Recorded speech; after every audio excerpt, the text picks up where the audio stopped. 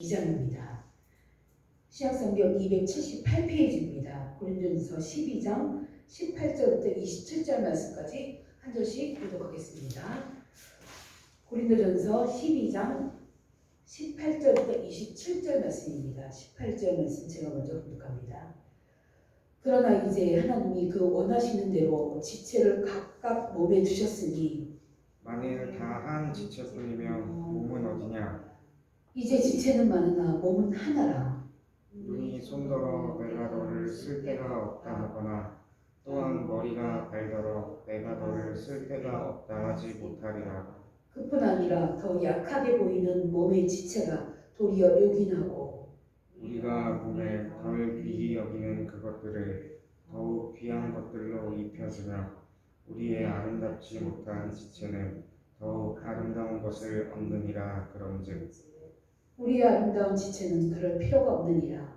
오직 하나님이 몸을 고르게 하여 부족한 지체에게 귀중함을 더하사 몸 가운데서 분쟁이 없고 오직 여러 지체가 서로 같이 돌보게 하셨느니라. 만일 한 지체가 고통을 받으면 모든 지체가 함께 고통을 받고 한 지체가 영광을 얻으면 모든 지체가 함께 즐거워하느니라. 너희는 그리스도의 몸이요 지체의 각 부분이라. 아멘.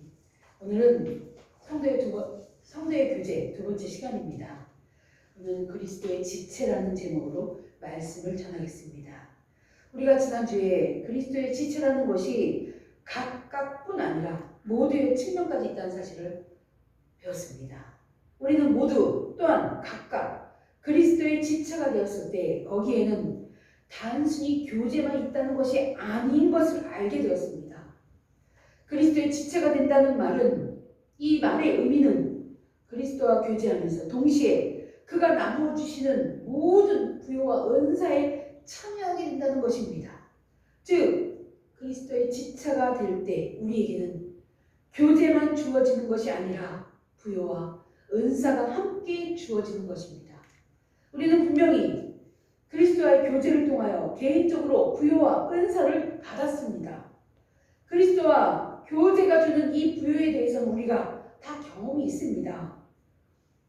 그리스도께서 자신과 교제하는 일을 통해 우리를 평안 중에 기뻐하게 하시고 역경 중에 인내하게 하시고 세상이 알 수 없는 평안을 우리에게 허락해 주십니다. 그리스도와 교제하는 부요는 큽니다. 하나님께서 어떤 이에게는 찬양을 잘하게 해주시고 어떤 이에게는 가르치는 은사를 주셔서 교사를 세우시고 어떤 이에게는 봉사를 열심히 할 수 있도록 힘을 주시고 어떤 이에게는 섬김을 잘할 수 있도록 남을 배려하는 마음을 허락해 주셨습니다. 이 모든 것들이 우리에게 주신 부요와 은사인 것입니다. 그러나 이 부요와 은사는 단순히 내가 그것을 즐기고 누리라고 주어진 것이 아닌 것입니다. 이것을 우리가 알아야 합니다. 오늘은 그리스도의 지체로서 한 몸으로서 우리에게 주신 이 축복과 이 은사들을 어떻게 사용하는지에 대해서 여러분들에게 말씀을 드리려고 합니다. 주님이 우리에게 부요와 은사를 주신 것은 내가 그것을 통하여 주님과 교제를 누리는 측면이 있습니다. 그것뿐만이 아니라 동시에 다른 지체의 유익과 복을 위하여 그 은사를 기꺼이 그리고 즐거이 사용하라는 데 우리에게 주신 것입니다. 성경은 우리에게 바로 이것이 교회의 모습임을 알려주고 있습니다. 하나님이 주신 은혜와 은사를 나 혼자 즐기고 기뻐하라고 주신 것이 아니란 얘기예요. 신명기 12장 10절, 12절을 말씀하십니다. 너희 하나님 여호와께서 기업으로 주시는 땅에 거주하게 될 때 너희 주위의 모든 대적을 이기게 하시고 너희에게 안식을 주사 너희로 평안히 거주하게 하실 때에 너희는 너희와 너희의 자녀와 노비와 함께 즐거워할 것이요. 이런 말씀합니다. 너희가 하나님이 주신 땅에 평안히 살 때 너만 잘 사는 것이 아니라 너희 자녀와 너희와 함께 있는 노비에게도 즐거워할 수 있도록 베풀라고 말씀하십니다. 또 신명기 24장 17절에는 객이나 고아나 과부를 억울하게 하지 말라고 말씀하십니다. 이 신명기에서 말씀하신 객이나 고아나 과부를 돌봐야 하는 이유는 구속 구속과 관련이 있습니다. 하나님이 너희가 평안히 거할 때 너만 잘 먹고 잘 사는 것이 아니라 너희 집에 함께 거하는 객이나 과부나 이웃들, 노인, 하인들 다 돌보며 같이 살라고 말씀하시고 계시는 거예요. 여기에서 이들을 돌보는 이유는 구속과 관련이 있습니다. 이것을 여러분들이 잘 이해를 해야 돼요. 하나님이 주신 은사를 나만 잘 먹고 잘 사는 것이 아니라 나누며 살라고 하시는 데는 분명한 이유가 있습니다. 그 이유가 이 구약 성경의 예를 들면 구속이랑 관련돼 있어요. 이 애굽에서 이스라엘 백성들이 종이었던 이스라엘 백성들을 하나님께서 구해주셨어요. 출애굽을 시키셔서 가나안 땅으로 인도해 주셔서 가나안 땅에 정착해 적각꿀이 흐르는 그 땅에서 살게 하셨습니다. 그래서 하나님께서 내가 너희를 구했으니 너희가 이웃을 돌봐야 돼. 내가 너희를 구원했으니 너희와 함께 있는 이웃을 돌봐야 돼. 이렇게 말씀하시는 것이에요. 그래서 그들은 밭에서 곡식을 낼 때 고아와 가부를 위해 남겨주었어요. 감람나무를 턴 후에도 포도나무에 포도를 거둘 때도 남겨두었어요. 싹싹 깨끗이 추수하지 않았습니다. 왜냐하면 가난한 자들을 위해서 고아나 과부들을 위해서 남겨놓고 그것들 갖다가 먹고 살라고. 왜 그렇게 했어요? 왜? 신명기서 24장 22절에 분명히 말씀하십니다. 너는 애굽 땅에서 종되었던 것을 기억해. 이러므로 내가 내게 이 일을 행하라 명하노라. 하나님이 명령하셨어요. 내가 너를 구원했으니 너는 이웃들의 아픔을 돌봐줘야 돼. 이렇게 말씀하신 거예요. 이웃, 객이나 가부나 고아나 하인들을 돌보는데 이것이 구원과 연결이 되어 있다는 거예요. 여러분들이 이것을 잘 이해를 해야 돼요. 신약시대에 실제 교회의 설립으로 완성이 되었을 때는 어땠어요? 구약시대에는 물질적으로 어려운 자들을 도왔습니다. 그런데 신약시대에는 영적으로만 어려운 자들을 도왔나요? 아닙니다. 우리는 교회가 세워지자 확고하게 나타난 교회의 모습을 사도행전에서 자세히 알 수가 있습니다.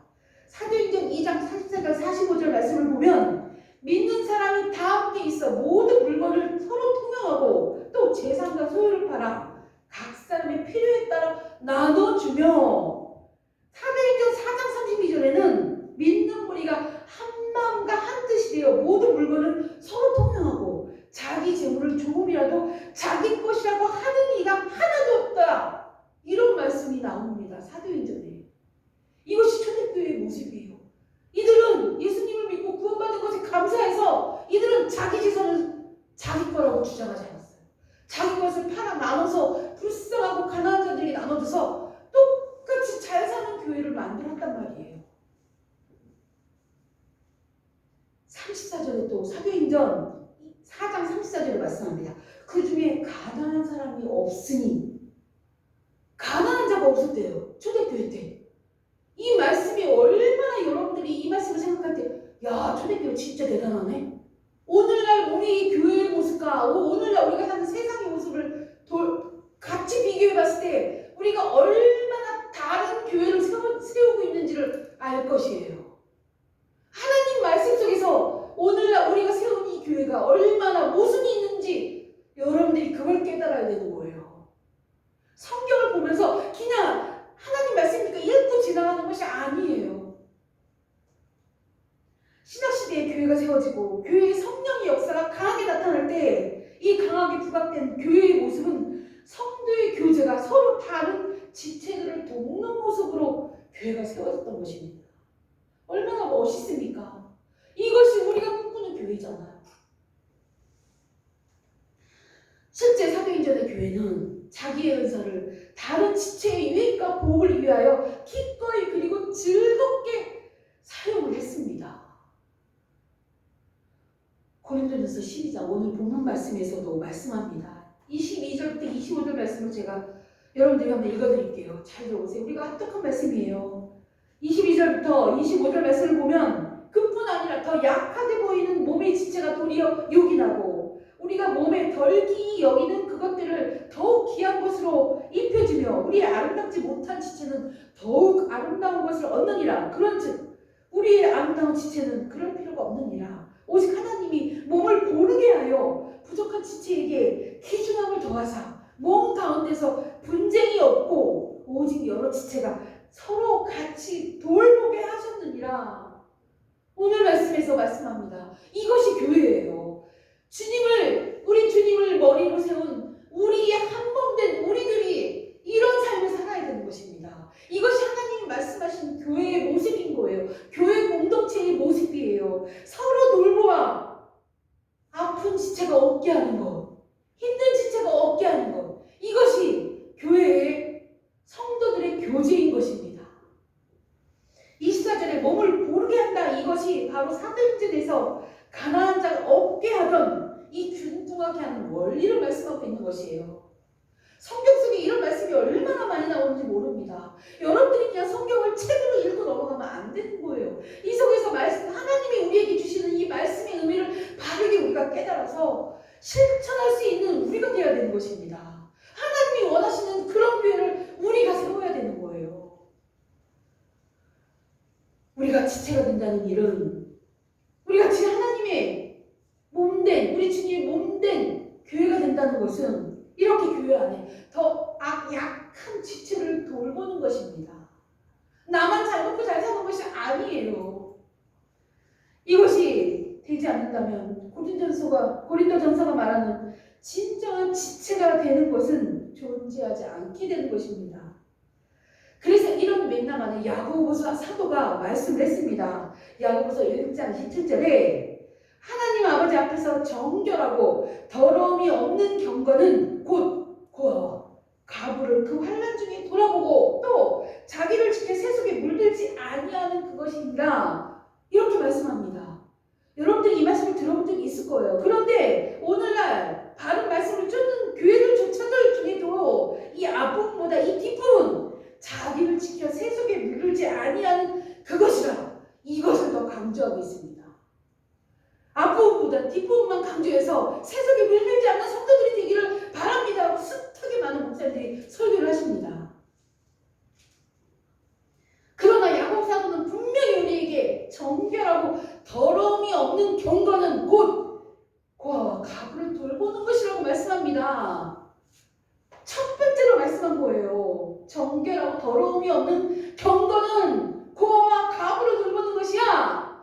그리고 나서 세속에 물들지 않는 너희들이 되는 것이야. 이런 말씀을 우리에게 한 거예요. 우선순위가 뭐예요? 돌보는 것이에요. 고아와 과부를.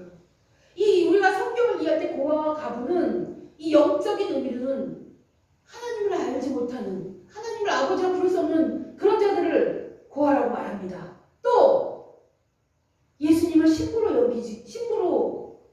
예수님이 신랑으로 알지 못하는 자들을 과부라고 우리는 말을 하고 있어요. 영적인 의미예요. 그러나 이 성경 속에서 1차원적으로 우리에게 주신 말씀은 이웃을 돌보라는 것입니다. 여기에 영적인 시각적인 의미가 더해져서 하나님을 알지 못하는 자들을 불쌍히 여기라, 그것이 플러스된 거예요. 왜 그럴까요? 왜 이런 말씀을 우리에게 이 고아와 과부를 돌보라는 것이 구약성경에 끝도 없이 나오고 신약성경에도 반복해서 나오고 있습니다. 왜 그럴까요? 교회란 성도의 교제이며 이 성도의 교제는 그리스도와의 교제를 통해 생기는 사람들과의 교제인데, 이런 교제는 자기 자신이 그리스도께서 주신 부요와 은사를 나 자신을 위해서 누리는 것뿐만이 아니라 항상 다른 지체의 유익과 복을 보는 것이기 때문에 이런 말씀을 반복해서 읽는 것입니다. 그런데 우리는 말씀을 읽어도 이런 뜻을, 바른 의미를 깨닫지를 못해요. 이것을 바르게 다시 말하자면 참되게 그리스도의 몸으로 연합된 우리들은 항상 다른 지체의 유익을, 다른 지체의 어려움을 돌아보는 사람들이란 뜻이에요. 성도의 교제가 이런 의미가 있는 거예요. 그냥 만나서 커피 마시면서 수다 떠는 그런 게 아니라는 것이에요. 성도 여러분, 그리스도의 몸으로 연합된 자들이 되어 항상 다른 지체의 유익과 복을 돌아보는 여러분들이 되시기를 기도합니다. 이런 성도가 돼야 돼요. 이런 교회가 돼야 돼요. 제가 어제 우리 교회에 주기적으로 쌈채소를 보내주셨던 본학교 공동체에 계셨던 우리 권사님 남편분이 그저께 소천을 하셨어요. 그래서 제가 어제 같이 공부한 동기들과 함께 문상을 다녀왔는데 가서 할 수 있는 것이 없었어요. 같이 울고 계신 권사님과 함께 끌어안으면서 같이 펑펑 울어주는 것. 그분의 아픔을 우리가 어떻게 달래줄 수 있습니까? 사랑하는 남편을, 의지하고 있던 남편을 잃은 그 아픔을 우리가 어떻게 위로를 할 수 있어요? 같이 그냥 울어주는 것밖에 할 수가 없어요. 이것이 성도의 교제가 아니면 무엇이겠습니까? 그 사람의 아픔을 함께 나눠주고 울어주는 것, 그 사람의 아픔을 이해해주는 것, 이것을 교회가 하는 것이에요. 이런 교제를 누리는 여러분이 되셔야 하는 것입니다. 그리스도 안에서 하나 된 우리의 교제는 아주 구체적으로 표현이 되어야 합니다. 사실 나의 존재와 나의 모든 은사는 다른 지체를 위한 것입니다. 그러나 우리는 나 자신만을 위해 주님이 주신 은혜조차도 나 자신만을 위해 쓰려고 사용하려고 하고 있습니다. 이것이 우리의 본성이에요. 인간의 본성. 우리는 그리스도의 신비한 몸에 속한 다른 지체들의 복지와 유익을 위해 살며 사용되기를 기꺼이 즐겁게 원해야 하는 것입니다. 그러므로 진정한 그리스도인들은 모든 그리스도의 신비한 몸인 교회의 다른 지체들을 위한 존재들인 거예요. 우리가 먼저 깨달은 우리가 다른 지체를 위해 어떻게 도울까, 어떻게 이 어려움을 극복할 수 있도록 힘이 되어줄까, 그런 생각만 하며 사는 우리가 되어야 한다는 것입니다.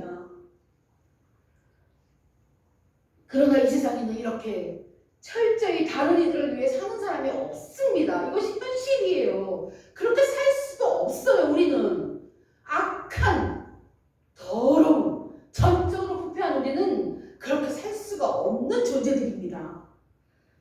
그러므로 진정한 그리스도인이 된다는 것은 오직 성령님의 능력으로만 가능한 놀랍고 신비로운 일입니다. 성령님이 함께 하시면 가능합니다. 우리 자체로는 불가능해요. 그러나 우리와 함께 하시는 성령 하나님의 힘으로는 할 수 있습니다. 여러분들 다 각각 한 분 한 분 성령 하나님이 함께 하시는 분이에요. 할 수 있습니다. 성령님의 능력이 아니고는 우리는 다른 지체를 위해 살아간다고 하는 일이 불가능합니다. 그러나 성령님이 함께 하시는 우리는 할 수 있습니다. 이것이 진실입니다. 여러분들은 할 수 있습니다. 진정한 성도의 교제에 참여하기 위해서 실천해야 하는 간단한 몇 가지 예를 여러분들에게 말씀드리려고 합니다. 첫째로 여러분들이 속해 있는 교회 공동체의 성도들을 얼마나 알고 있는지를 생각해 보아야 합니다. 우리 교회는 성도가 몇 명 되지 않아요. 그런데도 서로 관심이 없어요. 성도들을 얼마나 많이 그리고 구체적으로 알고 있는지를 생각해 보길 바랍니다. 청년이어도 어른들이신 집사님, 권사님 관심을 갖고 서로 돌봐야 된다는 것이에요. 청년이니까 청년만 신경 쓰면 되겠지. 이것이 아닙니다. 한 몸이에요. 우리는. 내가 속해 있는 교회 공동체의 회원들은 될 수 있는 대로 많이 구체적으로 알고 있는 것이 성도들의 교제의 토대가 되기 때문에 그렇습니다. 그들을 알아야 내가 그들이 어려우면 무엇인지 알게 되는 것이기 때문에 그렇습니다. 두 번째로 성도들 중 몇 사람을 집으로 초대해서 식사나 차를 나누며 이야기하는 시간을 가져야 되는데 지금 코로나로 인해서 이것들이 어려워졌어요. 그러나 코로나 백신을 맞고 코로나가 완화되면 이런 일을 반드시 해야 하는 것입니다. 이것이 성도의 교제를 하는 데 있어서 이것이 시작인 것입니다. 먼저 초대해서 만남을 갖는 것이 성도의 교제의 시작인 것이에요. 자주는 아니더라도 한 달에 한 번 정도, 1년에 몇 번이라도 이런 기회를 마련하면서 사귀는데 신경을 써야 하는 것입니다. 세 번째로 성도들의 문제에 대해 알게 되었을 때 그것에 대해 내가 자연스러운 안타까운 마음이 드는지 아니면 속으로 귀찮은 마음이 드는지 그것을 생각해 봐야 합니다. 귀찮았다면 하나님 앞에서 진정으로 회개해야 합니다. 성령님이 우리의 심령에 진정한 사랑과 실천의 능력을 달라고 우리가 기도해야 하는 것입니다.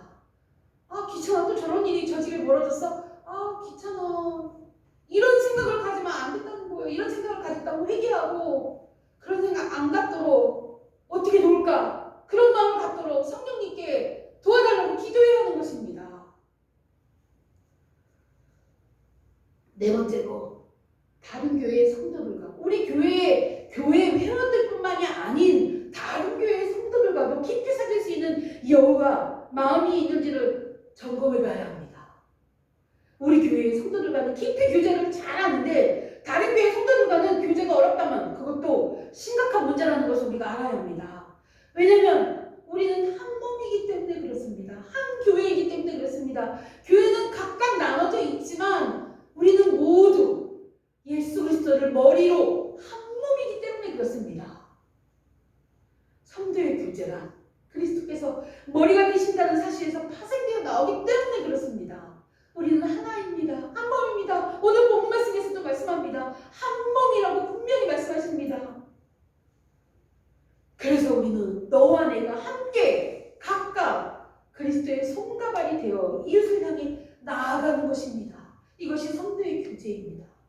이 성도의 교제가 교회 공동체 안에서 얼마나 중요한지 여러분들이 알아야 합니다. 성도 여러분, 주님이 세우신 이 공동체 안에서 그리스도의 지체로서 진정한 성도의 교제에 참여하시는 여러분이 되시기를 간절히 기도합니다. 그리고 그리스도 안에서 하나 된 다른 지체들을 나의 존재와 전부와 나의 존재 전부와 은사를 사용하는 내 기뻐하는 교회 성도들이 되시기를 축복합니다. 기도하겠습니다. 아버지 하나님, 성도의 교제에 대해서 두 주간에 걸쳐 아버지 말씀을 통하여 이 교제가 얼마나 중요한지 우리가 알아보았습니다. 아버지 하나님, 지금 코로나로 인해 서로 만남이 어렵지만 오늘 이 말씀을 항상 마음속에 기억하며 성도의 교제를 누릴 수 있는 내 기뻐하는 교회 성도들이 될 수 있도록 은혜 내려 주시옵소서. 다른 이의 아픔을 기억하며 그 아픔을 함께 나누는 하나님의 귀한 성도들이 될 수 있도록 은혜 내려 주시옵소서. 아버지 하나님, 내 기뻐하는 교회가 하나님이 원하시는 바른 교회로 될 수 있도록, 바른 교회가 되어질 수 있도록 은혜 내려 주시옵소서. 감사드리며 우리 주 예수 그리스도의 이름으로 기도합니다. 아멘. 찬송가 461장 찬양 부르시면서 주께서 예배를 드리겠습니다. 권사님 봉헌해 주시길 바랍니다. 461장입니다.